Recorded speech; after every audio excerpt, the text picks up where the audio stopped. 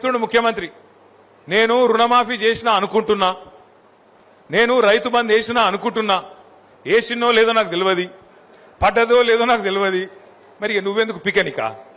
నువ్వు మా ముఖ్యమంత్రి వారు, నువ్వు లేకపోతే ఇంకోట ఏంది? నువ్వు మరి నువ్వు రైతు బంద్ ఎత్తే నీకు తెలియదు, రుణమాఫీ జరిగిందో లేదో నీకు తెలియదు. హైదరాబాద్లో దోమలు బాగా పెరిగిపోయినాయి, మున్సిపల్ మంత్రి వాడు నువ్వే కదా. దోమలు పెరిగితే ఆటోలలో చెత్త తీస్తలేరని ముఖ్యమంత్రి బాధ చెప్పుకుంటుండు మైకులా. ముఖ్యమంత్రి నువ్వు గట్లా మాట్లాడచ్చునా? ఏం మాటలు అవి? ఒక్కటన్నా సక్కని మాట ఉన్నదా? నీ నోట్లకెళ్ళి వచ్చే ఒక్క మాటకు విలువ ఉన్నదా?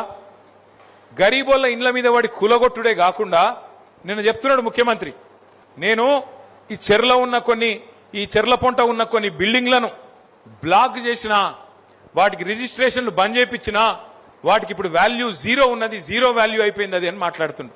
ముఖ్యమంత్రి గారు ఒకటి గుర్తుపెట్టుకోండి, జీరో వాల్యూ అయ్యింది ఆ బిల్డింగ్లకు అపార్ట్మెంట్లకు కాదు, జీరో వాల్యూ అయ్యింది ముఖ్యమంత్రి మాటకు, నీ ముఖానికి జీరో వాల్యూ ఇవాళ ఈ రాష్ట్రంలో ఉన్నది. నిన్నెవడు నమ్ముతలేడు, ఇవాళ ఈ రాష్ట్రంలో ఒక్క మనిషి కూడా నిన్ను నమ్ముతలేడు. నువ్వే కదా చెప్తివి